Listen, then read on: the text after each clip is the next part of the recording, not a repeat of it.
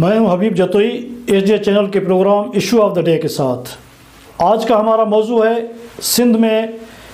डाकू राज की कहानी। आज के और कल के नेशनल मीडिया पे, एक दो नेशनल मीडिया के चैनल्स पे एक मुगवी का इंटरव्यू बहुत बार दिखाया जा रहा था, जिसमें उस मुगवी बेचारे से ये पूछा गया कि आपको किसने अगवा किया, कहाँ रखा। तो उसने बोला कि मुझे घोटकी के रावती जो कच्चे का इलाका है, जिसे हम सिंधी में बेलो कहते हैं, बेलो, ये रावती जो बेलो या रावती के कच्चे वाले इलाके में रखा गया था। और मुझसे 40 लाख, पहले 1 करोड़ मांगा गया, लेकिन बाद में जो है वो बार्गेनिंग करके मेरे रिश्तेदारों से 40 लाख रुपए लिए गए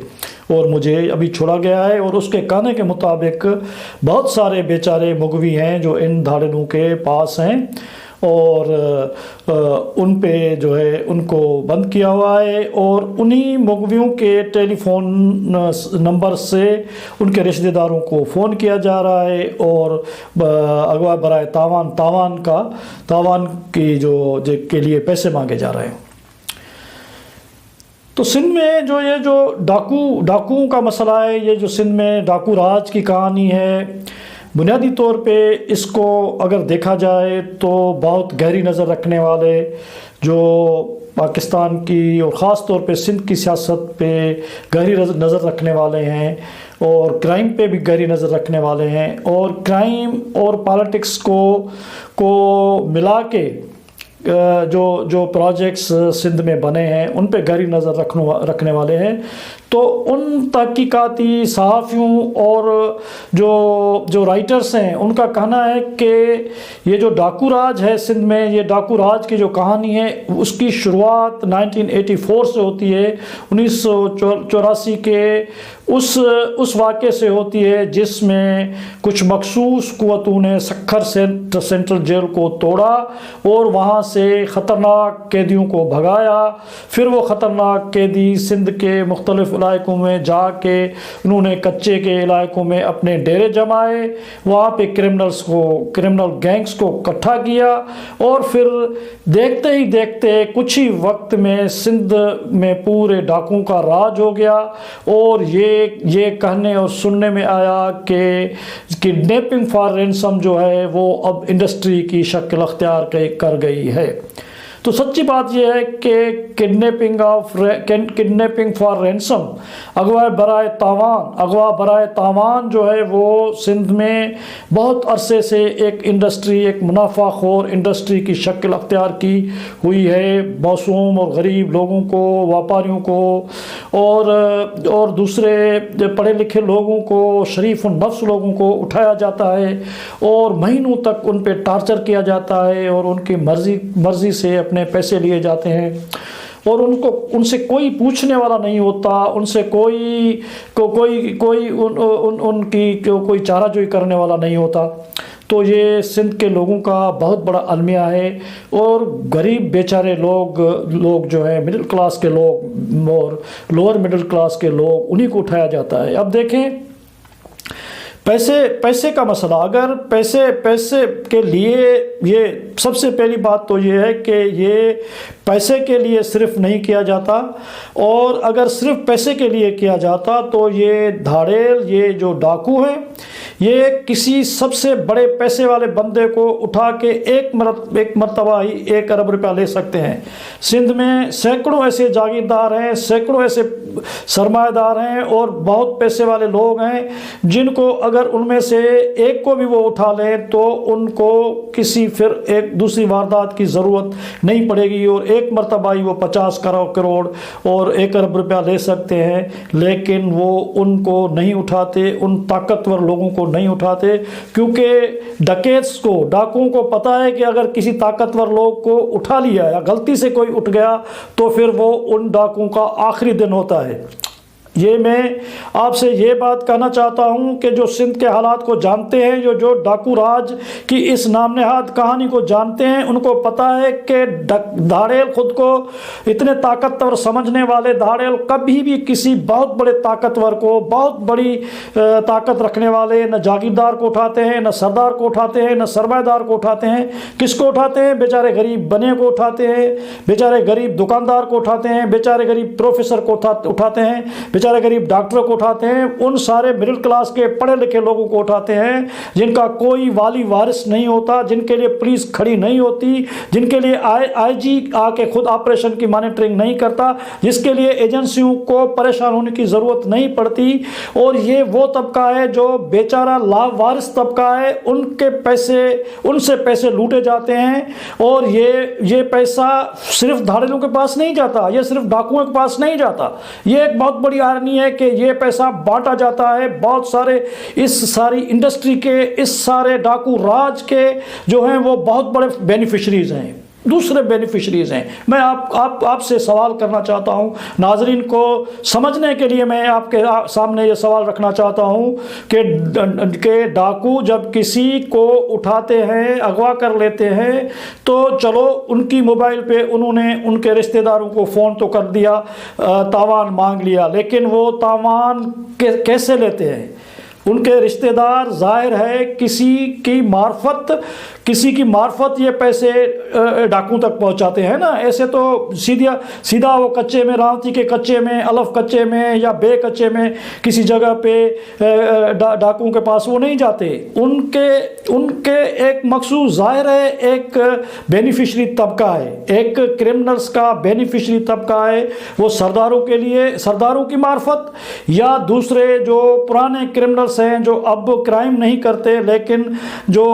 जिसे हम सिंधी ज़बान में काटकू बोलते हैं, वो उनके डेरे होते हैं, वहाँ पे वो लोग पहुँचते हैं और सबको पता होता है, पुलिस को पता होता है, एजेंसियों को पता होता है कि इस किडनैपिंग के वाक़े में जो तावान वसूल किया वो किस बंदे ने किया और कितना पुलिस को दिया, खुद कितना खाया, और डकैत के पास, डाकुओं के पास कितना पहुँचा। तो सबसे पहला मसला तो ये है कि इनके ज़रिए एक किडनैपिंग फॉर रैंसम की इंडस्ट्री बनाई गई है, जिसमें वेस्टेड इंटरेस्ट ग्रुप, जिसमें पुलिस वाले, जिसमें कुछ सरदार और एक क्रिमिनल्स की एक पूरी कम्युनिटी बन गई है। अब खैरपुर में क्रिमिनल्स की एक कम्युनिटी है, अब ये घोटकी, रावती, कच्चे के लोगों के इलाकों की अपनी एक कम्युनिटी है। अब जो भी किडनैपिंग का वाक़या होता है तो रिश्तेदारों को पता होता है या बताया जाता है कि फ़लाँ बंदे से जाके कांटेक्ट करो, और उसका पता या तो पुलिस वाले पैसे पहुंचाते हैं या फिर जो है वो जो उन क्रिमिनल्स जो हैं वो जो बैठक के बनाए बैठे हैं उनके मार्फत तो पैसा जाता है। लेकिन ये सब कुछ पुलिस को, एजेंसियों को, स्टेट को, रियासत को, सबको पता होता है कि कौन पैसे पहुंचा रहा है, कौन मांग रहा है, कितने पैसे गए, क्यों गए। और ये बैठे हुए हैं, ये धाड़ेल, ये डकैत, ये डाकू अपने इलाके में बैठे हुए हैं, उनके इलाकों पे रोड। आजकल ये नहीं है, ये जो कहा जा रहा है कि वहाँ पे कोई रास्ता नहीं है कच्चे में जाने के लिए, ये बात नहीं है। अब वहाँ कच्चे के अंदर जाने के लिए रास्ते बन गए हैं। अब वो डाकू जो हैं वो बाहर आते हैं, उनका एक जासूसी का अपना नेटवर्क है डाकुओं का, और वो पुलिस की। अब मुझे ये बताएं कि पुलिस खुद कह रही है और सब लोगों को पता है कि डाकुओं के पास जदीद तरीन असला है। इस हद तक वो असला है कि उनके पास कुछ डाकुओं के कुछ टोले ऐसे हैं जिनके पास एंटी एयरक्राफ्ट गन्स भी हैं, वो जहाज़ों को गिराने वाली गन्स भी हैं और जदीद तरीन असला भी है। तो वो असला उनके पास कौन भेज रहा है? ये सिर्फ पुलिस वाले या पुराने क्रिमिनल्स जो कम्युनिटी बन गई है वो सिर्फ बेनिफिशियरी नहीं है, वो जो असले के व्यापारी हैं, वो जो असले बेचने वाले गैंग्स हैं, और पूरी सिंध में, पूरे सिंध के डाकुओं के पास या पूरे शहर में अब तो ऑनलाइन जो असला उनके साथ पहुंच जाता है। लेकिन ऑनलाइन असले पहुंचाने वालों को छोड़ दें, वो तो उनके पास बगैर किसी नागे के हर किस्म का असला, जदीद से जदीद असला डाकुओं के पास पहुंच जाता है।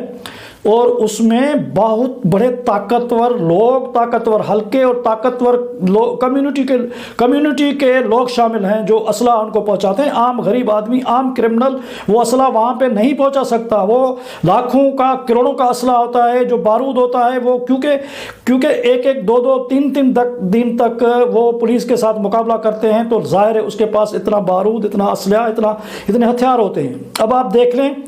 एक बहुत मशहूर वाक़या हुआ था जनरल परवेज़ मुशर्रफ के दौर में। तब मैं KTN Sindhi TV channel KTN पे मैं डायरेक्टर करंट अफेयर और डायरेक्टर डॉक्यूमेंट्री था। मैंने वहाँ पे डाकुओं पे एक बहुत बड़ी डॉक्यूमेंट्री बनाई थी। जब हमने इंटरव्यू करवाए, उन डाकुओं के इंटरव्यू कराए, वो KTN पे उस दौर में उन इंटरव्यू को हमने चलाया, बहुत सारा एडिट करके चलाया। तो उनसे अब जब हमने पूछा कि आप पुलिस आपसे क्यों डरती है, तो उन्होंने एक छोटा सा मिसाल दिया कि ये जो पुलिस की APC है, वो पुलिस वाले, हमने DIG सखर से भी जो इंटरव्यू किया उसमें भी उसने वो एडमिट किया कि ये जो APC ली गई है, सिंध गवर्नमेंट ने जो पुलिस के लिए उस दौर में, परवेज़ मुशर्रफ के दौर में जो APCs, जो बख्तरबंद गाड़ियाँ जिसे हम कहते हैं, जिसमें गोली नहीं जाती, वो जो गाड़ियाँ ली हैं उनमें से आम गोली तो नहीं अंदर जा सकती, लेकिन एक मखसूस गोली है जिसे आग की गोली कहते हैं, क्योंकि जब वो फायर किया जाता है तो वो आग की तरह जो है वो दिखाई देती है। तो वो जो आग वाली गोली है, एक मखसूस गोली है, वो गोली जो है उसको पेनिट्रेट कर जाती है उस APC को। और पुलिस वाले बताते हैं कि जब वो APC में वो गोली अंदर दाखिल हो जाती है तो वो फिर एक बंदे को नहीं मारती, क्योंकि उसको बाहर, उसकी स्पीड कम हो जाती है तो वो बाहर नहीं जा सकती, तो उसके अंदर, वो अंदर ही APC में घूमती रहती है। और जितने भी पुलिस वाले उस APC में बैठे होते हैं वो उस गोली के ही जद में आ जाते हैं या मारे जाते हैं। तो वैसे वे जो कॉन्ट्रैक्ट किया गया था या वो APCs जिसका फार्मूला था, वो ऐसी APC लेने का था जो जहाँ से ये गोली उसको क्रॉस नहीं कर सके। उसके बाद जब ये क्लियर हो गया कि इनकी APCs करप्शन की वजह से सिंध गवर्नमेंट ने जो APCs खरीद की हैं वो APCs नहीं हैं जो खरीदनी थी, तो अब ये सस्ते वाली कमीशंस के चक्कर में APC खरीद की गई है। तो फिर जब उनको चेन वाली बख्तरबंद गाड़ी पुलिस को दी गई, तो बहुत बड़े बड़े डाकू खैरपुर और सखर और लाड़काना के मशहूर तरीन बड़े डाकू थे जो इब्राहिम संदीलो के नाम से मशहूर था। वो इब्राहिम संदीलो की ये क्वालिटी होती थी कि वो बख्तरबंद के सामने खड़ा हो जाता था और उसमें से वो फायरिंग करता था और बख्तरबंद गाड़ी का खात्मा कर देता था या रॉकेट लॉन्चर से उसका खात्मा कर देता था। जब वो दूसरी बख्तरबंद गाड़ी जिसमें से गोली पार नहीं कर सकती थी वो गई, तो फिर सिर्फ और सिर्फ 2 वो बख्तरबंद गाड़ियाँ खैरपुर पुलिस और लाड़काना पुलिस को दी गई। तो वो सारे के सारे 2-4 जो नोटेरस डाकुओं के जो गैंग्स थे, उन सबको कुछ ही महीनों के अंदर पुलिस ने ख़त्म कर दिया। अब देखें, मसला ये नहीं है कि चलो पुलिस वाले, आज मैं घोटकी के जो SSP हैं तनवीर तुन्यो, नौजवान ऑफिसर हैं, बहुत अच्छे ऑफिसर हैं, दिलेर ऑफिसर हैं और बहुत उसकी तारीफ़ है। मैं उसका एक चैनल पे इंटरव्यू सुन रहा था तो उसने कहा कि हमारे पास वो असला नहीं है जो असला धाड़ेलों के पास, डाकुओं के पास है, इस वजह से हम जो है वो मार खा जाते हैं। तो ये बात बिल्कुल सही है कि पुलिस को ऐसा बना दिया गया है कि पुलिस या तो वडेरों की चमचाखोरी में, चापलूसी में पूरी है। पुलिस को ऐसे शो रखे जाते हैं जिनका काम सिर्फ करप्शन करना होता है। और एक बात आप और समझ लें कि जब कोई भी बंदा अगवा कर दिया जाता है तो पुलिस को हमने आम तरह से देखा है कि कुछ पुलिस ऑफिसर्स को छोड़ के बाकी वो उस डाकुओं के पीछे पड़ने के बजाय आम लोगों को, दूसरे लोगों के पीछे पड़ जाते हैं और वो एक किडनैपिंग के वाक़े में 200-400 लोगों को पकड़ लेते हैं, बेगुनाह लोगों को पकड़ लेते हैं और उनसे लाखों रुपए जो है ना वो बटोरते हैं। ये एक ज़रिया है कि को एक वाक़या हो जाए और उसके नतीजे में बाकी लोगों लोगों की जो है फुरमार की जाए और उनके जेब काटे जाएं और उनको फंसाने की धमकी दे के उनसे पैसे बटोरे जाएं। तो ये एक अगवा, ये जो सरदारों की, पुलिस की और दूसरे बहुत सारे लोगों की, हमने बहुत सारी डॉक्यूमेंट्स में जब डाकुओं से इंटरव्यूज़ किए हैं तो वो लोग कहते हैं कि बहुत बड़े आपके जो पावरफुल सर्किल्स हैं बहुत बड़े, वो भी हमसे काम लेते हैं। तो आप समझते हैं कि कौन से वो पावरफुल हल्के हैं जिनका वो तो नाम ले लेते हैं लेकिन हम नाम नहीं ले सकते, और वो उनका कहना होता है कि हम उनके भी काम करते हैं। तो हम कहते हैं कि अगर पुलिस के पास असलहा नहीं है, पुलिस के पास एयर फायर का कोई हेलीकॉप्टर्स वगैरह नहीं है, वो डाकू को ख़त्म नहीं कर सकते, तो ये जो हमारी एटमी रियासत है जिसके पास पूरी दुनिया से लड़ने के लिए असलहा बारूद हमने बना रखा है, तो हम ये जो 4-5 पूरी सिंध में गैंग बनी हुई है जो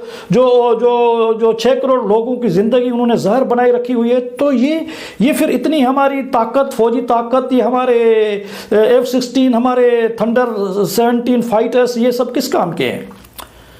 तो सीधी सी बात है, ये एक अगवा इंडस्ट्री है, ये किडनैपिंग फॉर रैंसम की इंडस्ट्री है, उसके बहुत बड़े बेनिफिशरीज हैं और उसको चलाया जाता है, उसको ख़त्म नहीं किया जाता। ये वेस्टेड इंटरेस्ट ग्रुप सबके लिए एक कमाई का ज़रिया बना हुआ है। लोगों को तहफ़्फ़ुज़ देना, उन बेचारों की प्रोटेक्शन करना जो रियासत का काम है, जो हुकूमत का काम है, जो पुलिस का काम है, जो फ़ौज का काम है, के लोगों की जान, माल, इज़्ज़त और चार दीवारी का तहफ़्फ़ुज़ करना है, वो काम इसलिए नहीं कर रहे क्योंकि बहुत सारे पावरफुल हल्के उनके बेनिफिशरी हैं, उनके लिए कमाई का ये ज़रिया है। और वो अगर बकरी घास से दोस्ती करेगी तो खाएगी क्या? अगर वो डाकुओं को मुकम्मल तौर पे ख़त्म कर देंगे तो खाएंगे कहाँ से? ये तो उनके कमाई का ज़रिया है। ये जो छोटी छोटी तनख्वाह है, 50,000 की, 1 लाख की तनख्वाह है, उसमें से पुलिस अफसरों का, सरदारों के और दूसरे जो जितने भी जो पिलर्स हैं, इस अगवा इंडस्ट्री के जो पिलर्स हैं, उनके ये सारे जो अखराजात हैं, इनकी जो इनकम है, कमाई कहाँ से आएगी? तो उनको वो डेलिबरेटली उन्होंने ज़िंदा रखा हुआ है, एक ग्रेटर डिज़ाइन के तहत डाकू राज बनाया हुआ है, क्योंकि उसमें से सियासी मुखालफों को भी ख़त्म करना है। उस प्रोजेक्ट का मकसद ये भी है कि सिंध के देहात के इलाकों के लोगों की ज़िंदगी जहर की जाए। वो जो मिडिल क्लास, जो पुरअमन सियासत कर सकता है, जो जागीरदारों की, वडेरों की, पुलिस की और रियासत के दूसरे इदारों की जो नेगेटिव उनके काम है उन पर नज़र रख सकता है, तो उन लोगों को हमेशा के लिए डराए रखना, उनको कुचल देना और उनकी हिम्मतों को तोड़ देना बुनियादी तौर पे इस ग्रेटर डाकू राज की कहानी के डिज़ाइन में शामिल है। और वो बहुत आसानी से कर रहे हैं। बिल्कुल ये सही है कि डाकुओं के पास सैकड़ों नहीं तो दर्जनों लोग उनके पास हैं और उनसे अपनी मर्ज़ी का टार्चर करते हैं, अपने मर्ज़ी का उनसे रैंसम लेते हैं। कोई पूछने वाला नहीं है। पुलिस उनके साथ अगर मिली हुई नहीं है तो एक साइड में बेनिफिशरी भी है, बहुत सारे पुलिस के अफसर उनसे मिले हुए होते हैं। बाकी इदारों को इससे कोई परवाह नहीं है कि सिंध के लोग मारे जाते हैं, उन पर टार्चर होता है, उनको लूटा जाता है, उनकी तजलील होती है। ये उन सब लोगों उन इदारों की प्रायोरिटीज़ में शामिल नहीं है। उनकी प्रायोरिटीज़ में शामिल सिर्फ ये है कि सिंध के लोग सर उठा के न जिएँ, पॉलिटिकली साउंड ना हो और उनकी हिम्मत और ताकत ना हो कि वो वेस्टेड इंटरेस्ट ग्रुप को चैलेंज कर सके। इसी के साथ मैं अपना विला ख़त्म कर रहा हूँ। आखिर में आपको हमेशा की तरह गुजारिश करूँगा कि मेरे चैनल को सब्सक्राइब करें, लाइक करें, कमेंट करें और शेयर करें, क्योंकि ये हम मजलूम का आवाज़ है और इस मजलूमों के आवाज़ को ताकतवर बनाएं कि वो पावर प्लस तक हम पहुँचा सकें। थैंक यू वेरी मच, बड़ी मेहरबानी।